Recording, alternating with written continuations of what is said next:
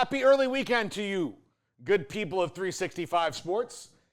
It's the Texas Beef House Top 5.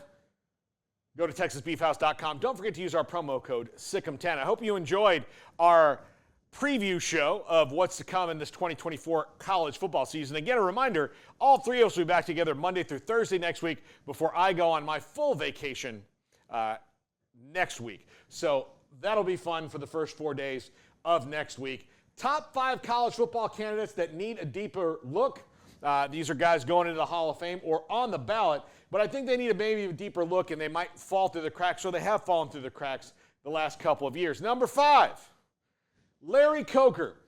Now, look, he did not completely build that roster at Miami that won in 2001 and then got robbed in 2002. But he did win that national championship.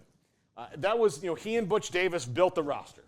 Butch Davis, the best roster in the history of college football. This is the guy that was actually charged with leading them into the national championship and certainly did that in 2001 with the best roster ever constructed in the history of college football. Absolutely. A roster full of college football Hall of Famers at that, and potential college football Hall of Famers or guys who are right on the cusp. That's how good that team was. When you talk about Ed Reed and Sean Taylor and Philip Buchanan and Ken Dorsey and the running backs they had and the wide receiver, it's absolutely insane, the roster they had. And yes, most coaches could win a lot of games with that roster. But could most coaches wrangle that roster and keep all the stars in check like Larry Coker did? Probably not. And I know his coaching career after that is a little bit muddled, as far as the record goes, but he does have a national championship, and he helped launch the program at UTSA, which we know is one of the best Group of 5 programs right now. That's due in large part to the boots-on-the-ground effort that Larry Coker did to build that program. That, to me, is Hall of Fame material. Number 4, Ryan Leaf was an absolutely great quarterback in college. People forget because his life so tragically went off the rails when he went to the NFL, but if you follow Ryan Leaf now, he's one of the best broadcasters out there. He's a great advocate for recovery, and you can really look back at his college career and say, yes, this guy was a dominant quarterback. So dominant, in fact, that there were people who thought, you've got to take this guy over Peyton Manning, one of the greats of all time. So absolutely, Ryan Leaf deserves deep consideration for the College Football Hall of Fame. Number 3, Terence Newman from Kansas State. Of course, long career with the Dallas Cowboys, a little shot with the Cincinnati Bengals, but great cornerback, great kick returner, great punt returner, was a threat every time he was on the field, was the best defensive back in the Big 12, maybe one of the best defensive backs in Big 12, not maybe, definitely one of the best defensive backs in the history of the Big 12.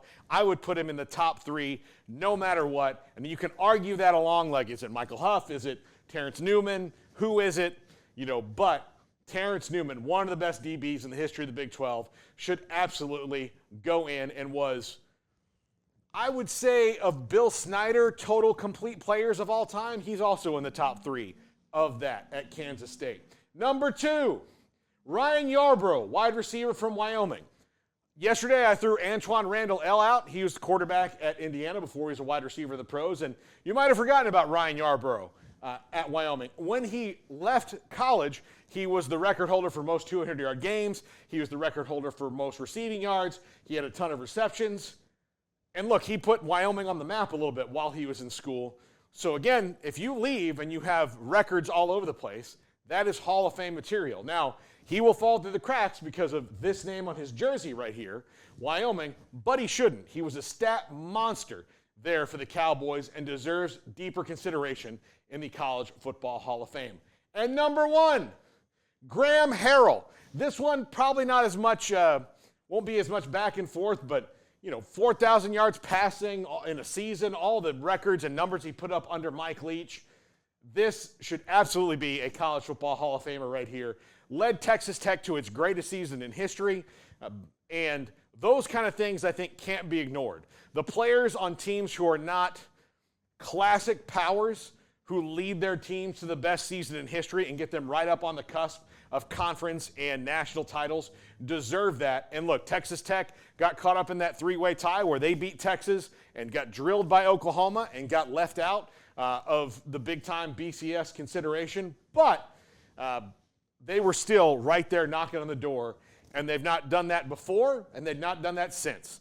So Graham Harrell should be a college football Hall of Famer. That's going to do it for us. Again, we're all back together on Monday. See you then. Have a great weekend, everybody.